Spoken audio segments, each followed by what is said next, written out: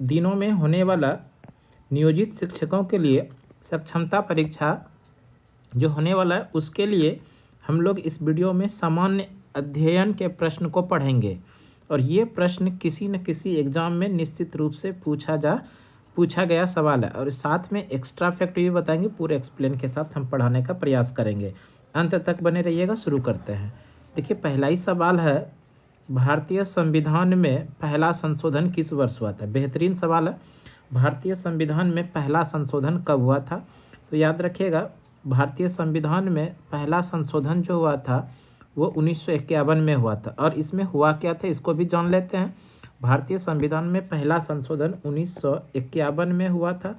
और 1951 में जो पहला संशोधन हुआ था इसके अंदर अनुसूची नंबर 9 जोड़ा गया था। अनुसूची नंबर 9। और इसमें क्या जोड़ा गया था ये भी याद रखेंगे, भूमि सुधार अधिनियम। भूमि सुधार अधिनियम जोड़ा गया था। और यही भूमि सुधार जो संविधान में पहला संशोधन हुआ था, अनुसूची नंबर 9 जोड़ा गया था कब? 1951 में। और एक सवाल और याद रखिएगा, संविधान में संशोधन करने की प्रक्रिया, संविधान में संशोधन करने की प्रक्रिया ये कहाँ से लिया गया है? तो ये भी याद रखिएगा, दक्षिण अफ्रीका से लिया गया है। संविधान में संशोधन करने की प्रक्रिया दक्षिण अफ्रीका से लिया गया। संविधान में संशोधन जो किया जाता है वहाँ पर कौन सा अनुच्छेद का प्रयोग किया जाता है, ये भी आंसर याद रखेंगे। अनुच्छेद वहाँ पर जो यूज होता है, अनुच्छेद 368 के द्वारा संविधान में संशोधन किया जा सकता है। पहला संशोधन 1951 में अनुसूची नंबर 9 जोड़ा गया था। भूमि सुधार इसमें जोड़ा गया था, भूमि सुधार संशोधन। भारत के अंदर संविधान में संशोधन करने की प्रक्रिया दक्षिण अफ्रीका से लिया गया। और अनुच्छेद 368 के अंदर संविधान में संशोधन कर सकते हैं। तो वैसे ये सवाल का आंसर हो जाएगा, भारतीय संविधान में पहला संशोधन कब हुआ? तो 1951 ईस्वी में हुआ था, जो कि अनुसूची नंबर 9 जोड़ा गया था। नेक्स्ट सवाल है, निम्नलिखित में से कौन सी जोड़ी किसी राज्य और उससे संबंधित कला शैली को दर्शाती है? तो यानी सही सुमेलित है, ये हमको चुनना है। पंजाब का मोहिनी अट्टनम नहीं है, मोहिनी अट्टनम जो है ये केरल का है। तो इस तरह से ये तो सही नहीं है। मोहिनी अट्टनम कहाँ का है? केरल का, ये भी याद रख सकते हैं आप लोग। दूसरा है उत्तर प्रदेश, उत्तर प्रदेश का जो लोक नृत्य है वो कथक है, ये सही है। तमिलनाडु का ओडिसी नहीं है, ओडिसी जो है ये उड़ीसा का है। असम का सत्रिया है। और एक कथकली कहाँ का है? ये केरल का है। तो इस प्रश्न का जो सही आंसर होगा, निम्नलिखित में कौन सी जोड़ी किसी राज्य और उससे संबंधित कला शैली को दर्शाती है? तो उत्तर प्रदेश का कथक दर्शाती है। Option number B is the correct answer. Next सवाल है, अगला सवाल है क्वेश्चन नंबर 28 में। 28 सवाल है, निम्न में से किस परिस्थिति में भारत में स्वतंत्रता के मौलिक अधिकार को कम किया जा सकता है? यानी किस परिस्थिति में भारत में मौलिक अधिकार को कम किया जाता है? इस प्रश्न का जो सही आंसर होगा, भारत में किसी भी प्रकार का आपातकाल यानी राष्ट्रीय आपातकाल के दौरान ही भारत में मौलिक अधिकार को कम किया जा सकता है। राष्ट्रीय आपातकाल देखिए ऑप्शन नंबर सी में है। Option number C is the correct answer. इसके अलावा और एक्स्ट्रा फैक्ट देख लेते हैं। भारत में आपातकाल की बात करें तो भारत में आपातकाल 3 प्रकार के हैं। भारत में कितने प्रकार के आपातकाल हैं?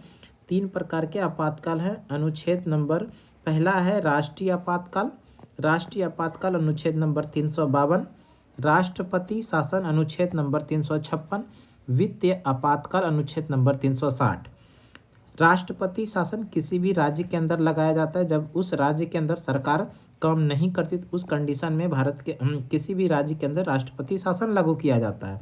राष्ट्रीय आपातकाल बाह्य आक्रमण या आंतरिक गड़बड़ी के कारण राष्ट्रीय आपातकाल लागू होता है। भारत में अभी तक 3 बार राष्ट्रीय आपातकाल लागू हुआ। पहली बार 1962 में लागू हुआ था।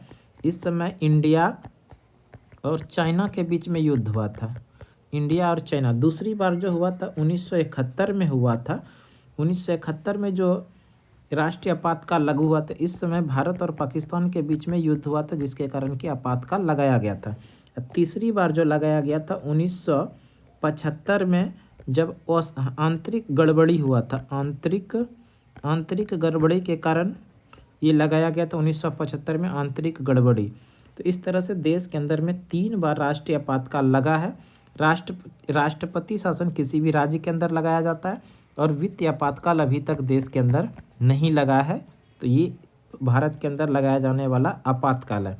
एक सवाल और याद रखिएगा, आपातकाल का प्रावधान जर्मनी से लिया गया। आपातकाल का प्रावधान किस देश से लिया गया?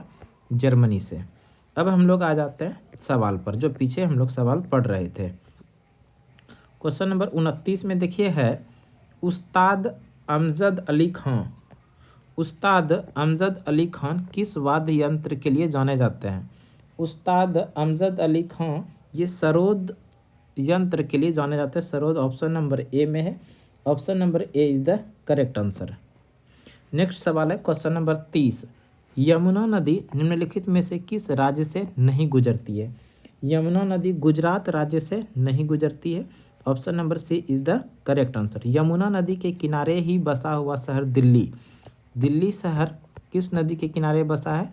यमुना नदी। दिल्ली के साथ में याद रखिएगा आगरा, आगरा भी यमुना नदी के किनारे बसा है। मथुरा ये भी यमुना नदी के किनारे बसा है। और यमुना नदी आकर के इलाहाबाद में, जिसको कि अब हम लोग प्रयागराज के नाम से जानते हैं, इलाहाबाद में गंगा नदी से मिल जाती है। गंगा नदी के पास इलाहाबाद के पास ही गंगा नदी में यमुना नदी मिल जाती है, इलाहाबाद, जिसको कि प्रयागराज के नाम से जानते हैं। नेक्स्ट सवाल क्वेश्चन नंबर 31 में है, बैंकों में जमा राशि के अधिकतर हिस्से का उपयोग किस लिए किया जाता है? बैंकों में जमा राशि के अधिकतर हिस्से का उपयोग किस लिए किया जाता है? इस प्रश्न का जो सही आंसर होगा उसका सर्वाधिक प्रयोग ऋण के लिए किया जाता है। ऋण ऑप्शन नंबर सी में। Option number C is the correct answer. Next सवाल है, अगला सवाल देख लेते हैं। अगला सवाल हम लोग पढ़ते हैं। अगला सवाल देखिए, अगला सवाल है क्वेश्चन नंबर 32 में। क्वेश्चन नंबर 32 है, भारतीय राष्ट्रीय आंदोलन के संदर्भ में सरहदी गांधी के नाम से किसे जाना जाता है? भारतीय राष्ट्रीय आंदोलन के संदर्भ में सरहदी गांधी के नाम से किसे जाना जाता है? सरहदी गांधी। सरहदी जो गांधी जो जाना जाता है वो जाना जाता है खान अब्दुल गफ्फार खां। देखिए खान अब्दुल गफ्फार खां ऑप्शन नंबर डी में है। Option number D is the correct answer. Next सवाल है, एक सवाल और याद रखिएगा, खान अब्दुल गफ्फार खां को 1987 में भारत रत्न से भी सम्मानित किया था खान अब्दुल गफ्फार खां। नेक्स्ट सवाल है क्वेश्चन नंबर 33, निम्नलिखित में से कौन सा श्रम गहन उद्योग है? निम्नलिखित में कौन सा श्रम गहन उद्योग है? तो चाय जो है एक गहन उद्योग है। Option number C is the correct answer. Question number 34 है, गिरमिटिया मजदूर कौन होते हैं? गिरमिटिया मजदूर कौन होते हैं? गिरमिटिया मजदूर जो होते हैं वह बंधुआ मजदूर जो नए देश की यात्रा का भाड़ा चुकाने के लिए मजदूरी करता है, वह एक प्रकार से गिरमिटिया मजदूर कहलाते हैं, जो ऑप्शन नंबर ए में है। Option number A is the correct answer. Next सवाल है, ICC imaging player of the year. देखिए 2018 का सवाल, करंट अफेयर्स 18-19-20 का 2018 के लिए किसे प्रदान किया गया है? यानी ICC imaging player of the year 2018 में किसे दिया गया था? तो 2018 में इमेजिंग प्लेयर ऑफ ईयर जो दिया गया था वो ऋषभ पंत को दिया गया था। Rishabh Pant option number D में। Option number D is the correct. 36, जब बल दो सतहों के बीच सापेक्ष गति का प्रतिरोध करता है तो इसे डैश कहा जाता है। जब दो सतहों के बीच सापेक्ष गति का प्रतिरोध करता है तो इसे घर्षण कहा जाता है। घर्षण ऑप्शन नंबर बी में है, ऑप्शन नंबर डी में है, तो option number D is the correct answer. Next question है क्वेश्चन नंबर 37 में, राष्ट्रीय स्क्वैश 2018 महिला एकल खिताब किसने जीता था? 2018 में महिला एकल स्क्वैश का खिताब ये जो जीता था वो जोशना चिनप्पा ने जीता था। Joshna Chinappa option number B में है। Option number B is the correct answer. Next सवाल क्वेश्चन नंबर 38 में, डैश पूर्वी श्रृंखला के रूप में जानी जाती है। यानी पूर्वी श्रृंखला के रूप में कौन जानी जाती है? तो पटकाई पहाड़ियाँ जो है ये पूर्वी पर्वत श्रृंखला के रूप में जानी जाती है। तो इस तरह से option number D is the correct answer. Next सवाल है क्वेश्चन नंबर 39 में, जल मिश्रित एसिटिक अम्ल आमतौर पर किस नाम से जाना जाता है? जल जो है मिश्रित एसिटिक अम्ल को किस नाम से जानते हैं? तो इसका जो सही आंसर हो जाएगा वो एसिटिक एसिड यानी सिरका के नाम से जानते हैं। सिरका देखिए ऑप्शन नंबर डी में, option number D is the correct answer. अगर सिरका यानी एसिटिक एसिड का रासायनिक सूत्र हम लोग जानना चाहें तो होता है CH3COOH। ये एसिटिक एसिड का फार्मूला होता है। नेक्स्ट सवाल है क्वेश्चन नंबर 40। क्वेश्चन नंबर 40 में है भारत के संविधान में कितनी अनुसूचियां हैं? इस प्रश्न का जो सही आंसर होगा भारत के संविधान में कुल 12 अनुसूचियां हैं। मूल संविधान की बात करें तो मूल संविधान में अनुसूचियों की संख्या 8 था। मूल संविधान में कितने अनुसूची था? 8 था। और वर्तमान में कितने हो गए हैं? 12। तो कौन सा अनुसूची को कब जोड़ा है उसको भी जरा हम लोग देख लेते हैं। तो अभी हम लोग जो पीछे पढ़ रहे थे मूल संविधान में अनुसूचियों की संख्या कितना था? 8 मूल संविधान में था। मूल संविधान वैसे संविधान को कहते हैं जिसमें कि किसी भी प्रकार का कोई संशोधन किया नहीं गया हो, वो संविधान मूल संविधान कहलाता है। उसमें अनुसूचियों की संख्या कितना था? 8। लेकिन वर्तमान समय में यही अनुसूची कितना हो गया है? 12। तो नौवीं अनुसूची जो जोड़ा गया था, ये नौवीं अनुसूची ये जोड़ा गया था पहला संविधान संशोधन 1951 के द्वारा। पहला संविधान संशोधन 1951 में किया गया था, जिसके अंदर की अनुसूची नंबर 9 जोड़ा गया और इसमें क्या जोड़ा गया था? तो भूमि सुधार संशोधन जोड़ा गया था। उसी तरह 52वां संविधान संशोधन 1985 के द्वारा भारतीय संविधान में अनुसूची नंबर 10 जोड़ा गया और इसमें क्या जोड़ा गया था ये भी जान लेते हैं। इसमें जोड़ा गया था दल बदल कानून ये जोड़ा गया था। दल बदल कानून यानी ये जो दल बदल कानून है ये सांसद और विधायक पर लागू होता है। उसी तरह 73वां संविधान संशोधन 1992 के द्वारा अनुसूची नंबर 11 जोड़ा गया और इस अनुसूची नंबर 11 में क्या है तो ये भी याद रखिएगा। अनुसूची नंबर 11 में ग्राम पंचायत का प्रावधान है। ग्राम पंचायत का प्रावधान है अनुसूची नंबर 11 में। और अनुसूची नंबर 11 को कब जोड़ा गया? 73वां संविधान संशोधन 1992 को। उसी तरह 74वां संविधान संशोधन 1992 के द्वारा भारतीय संविधान में अनुसूची नंबर 12 जोड़ा गया और अनुसूची नंबर 12 में क्या प्रावधान है तो ये है नगर निगम का प्रावधान। नगर निगम का प्रावधान है। तो इस तरह से वर्तमान समय में भारतीय संविधान में अनुसूचियों की संख्या कितना हो गया है? 12। अब हम लोग आ जाते हैं पिछले लास्ट सवाल में। उसमें नेक्स्ट सवाल वैसे 40 नंबर सवाल का जो सही आंसर हो जाएगा वो 12 अनुसूची वर्तमान में है। क्वेश्चन नंबर 41 यानी 41 नंबर में है भारत में तृतीयक क्षेत्र के बढ़ते महत्व के संदर्भ में निम्नलिखित में से कौन सा कथन सही नहीं है? तृतीयक क्षेत्र के बढ़ते महत्व के संदर्भ में निम्नलिखित में कौन सा कथन सही नहीं है? तो सेवा प्रदाता उद्योग ये तो सही है। सूचना और प्रौद्योगिकी का विकास ये भी सही है। प्रति व्यक्ति आय में वृद्धि ये भी सही है। ग्रामीण क्षेत्र में राजनीतिक जागरूकता का विकास ये प्रति व्यक्ति आय से संबंधित नहीं है। तो ऑप्शन नंबर इसमें डी सही हो जाएगा, ये सही नहीं है कथन के अनुसार। नेक्स्ट सवाल है क्वेश्चन नंबर 42 में प्रकाश के उद्दीपन के कारण पौधों में होने वाली गति क्या कहलाती है? प्रकाश के उद्दीपन के कारण पौधों में होने वाली गति क्या कहलाती है? ये कहलाती है प्रकाशनुवर्तन जो ऑप्शन नंबर ए में, option number A is the. सवाल है दुनिया के मजदूरों एक हो का नारा किससे संबंधित है? यानी कि किसने कहा था दुनिया के मजदूरों एक हो? ये भी याद रखिएगा दुनिया के मजदूरों एकजुट हो ये कहा था कार्ल मार्क्स ने। दुनिया के मजदूरों एक हो ये किसने कहा था? कार्ल मार्क्स में। और ये रूसी क्रांति का नारा है। रूसी क्रांति ऑप्शन नंबर बी में है, option number B is the correct answer. रूसी क्रांति कब हुआ था? 1917 ईस्वी में रूसी क्रांति हुई थी। अमेरिकी क्रांति की बात करें तो अमेरिकी क्रांति 1773 में शुरू हुआ था और 1783 में पेरिस संधि के द्वारा अमेरिकी क्रांति, अमेरिका जो स्वतंत्रता क्रांति था, स्वतंत्रता आंदोलन था, ये समाप्त हुआ था। 1773 में शुरू हुआ और 1783 में पेरिस संधि के द्वारा ये समाप्त हुआ था। नेक्स्ट सवाल है क्वेश्चन नंबर 44 में है 44 का किस प्रकार की सूक्ष्म जीव टाइफाइड का कारण बनता है, टाइफाइड का कारण बनता है। तो इस प्रश्न का जो सही आंसर होगा जीवाणु, जीवाणु जो ऑप्शन नंबर बी में है, option number B is the correct answer. Next सवाल क्वेश्चन नंबर 45 में है, आर के लक्ष्मण किस कला के लिए जाने जाते हैं?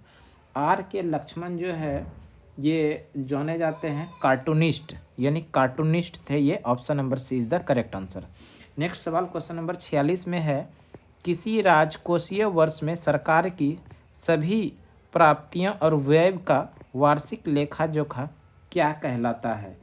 एक राजकोषीय वर्ष में सरकार की सभी प्राप्तियां और व्यय लेखा जोखा बजट कहलाता है, बजट, जो ऑप्शन नंबर डी में है, option number D is the correct answer. Next सवाल है क्वेश्चन नंबर 47, नालंदा किस धर्म का प्राचीन शिक्षण संस्थान है? नालंदा जो है बौद्ध धर्म का एक प्राचीन शिक्षण संस्थान है, जो ऑप्शन नंबर सी में, option number C is the correct answer. Question number 48 में है, मालगुडी डेज किसकी रचना है? मालगुडी डेज ये रचना है आर के नारायण का, जो आर के नारायण है, ऑप्शन नंबर डी में, option number D is the correct answer. Next सवाल है क्वेश्चन नंबर 49 में है, किस दिन को विश्व पर्यावरण दिवस के रूप में मनाया जाता है? बेहद इंपॉर्टेंट सवाल है, याद रखिएगा। वैसे 5 जून को विश्व पर्यावरण दिवस मनाया जाता है, प्रत्येक वर्ष 5 जून को विश्व पर्यावरण दिवस मनाया जाता है। एक सवाल याद रखिएगा, UNEP, United Nation environment programme, इन्हीं के द्वारा पहली बार विश्व पर्यावरण दिवस जो मनाया गया था 5 जून 1974 के द्वारा मनाया गया था, यूएनईपी के द्वारा। यूएनईपी की स्थापना हुई थी 1972 में, और इसका हेडक्वार्टर जो है याद रखिएगा केनिया की राजधानी नैरोबी में है। कहाँ पर है? नैरोबी में। तो इस तरह से इसको भी एक्स्ट्रा फैक्ट है, याद रख सकते हैं। प्रत्येक वर्ष विश्व पर्यावरण दिवस कब मनाया जाता है? 5 जून को। 1 मई को जो मनाया जाता है, ये भी याद रख लीजिएगा, 1 मई को मनाया जाता है मजदूर दिवस, विश्व श्रमिक दिवस, यानी मजदूर दिवस कब मनाया जाता है? 1 मई को। 1 दिसंबर को मनाया जाता है प्रत्येक वर्ष एड्स दिवस, 1 दिसंबर को एड्स दिवस मनाया जाता है। क्वेश्चन नंबर 50 है, इनमें से किस सुप्रसिद्ध पार्श्व गायिका को भारत रत्न पुरस्कार से सम्मानित किया गया है? इस प्रश्न का जो सही आंसर होगा, लता मंगेशकर को भारत रत्न से सम्मानित किया गया था। और ये भी याद रखिएगा, लता मंगेशकर को किस वर्ष 2001 ईस्वी में पार्श्व गायिका के रूप में इनको भारत का सबसे बड़ा पुरस्कार, सबसे बड़ा नागरिक सम्मान भारत रत्न से सम्मानित किया गया था 2001 में। तो इस सवाल का सही answer option number D is the correct answer. अभी हाल ही में भारत रत्न देने की घोषणा हुई है 2024 में, और किन्हें दिया जाएगा? भारत के पूर्व उप प्रधानमंत्री जिनका नाम है लाल कृष्ण आडवाणी, लाल कृष्ण आडवाणी, इनको हाल ही में भारत रत्न, लाल कृष्ण आडवाणी भारत रत्न देने की घोषणा किया गया है। और भारत रत्न का थोड़ा इतिहास अगर हम लोग जानना चाहें तो ज़रूर, भारत रत्न की शुरुआत कब हुई है? भारत रत्न जो भारत में दिया जाने वाला सर्वोच्च नागरिक सम्मान है, इसकी शुरुआत 1954 को हुआ है। कब हुआ है भारत रत्न? जो भारत में दिया जाने वाला सबसे बड़ा नागरिक सम्मान है, 1954 में शुरुआत हुआ। पहली बार ये किसको दिया गया था? तो याद रखिएगा, पहली बार 3 लोगों को दिया गया था। 3 लोग में एक तो थे डॉक्टर सर्वपल्ली राधाकृष्णन, दूसरा CB रमन, और एक थे रमेश चंद्र बनर्जी। इन 3 लोगों को पहली बार भारत रत्न दिया गया था। CB रमन और बनर्जी, WC बनर्जी, रमेश चंद्र बनर्जी को पहली बार इन तीनों लोगों को भारत रत्न दिया गया था। 2024 में किन्हें भारत रत्न दिए जाने की घोषणा किया है? तो पूर्व उप प्रधानमंत्री लाल कृष्ण आडवाणी को। और एक सवाल याद रखिएगा, भारत के एकमात्र खिलाड़ी जिन्हें कि भारत रत्न दिया गया है वो है सचिन तेंदुलकर। भारत के एकमात्र खिलाड़ी जिनको कि भारत रत्न दिया गया वो कौन है? सचिन तेंदुलकर। इनका संबंध है क्रिकेट से, इनको क्रिकेट का भगवान के नाम से भी जानते हैं। चलिए, तो इस तरह से आज हम लोगों ने वैसे GK GS करेंट अफेयर्स के सवाल को देखे, जो किसी न किसी आने वाले दिनों में एग्ज़ाम होगा तो वहाँ छपने का पूरा संभावना है। तो आज की क्लास के लिए इतना ही, अगले क्लास में फिर से मिलते हैं।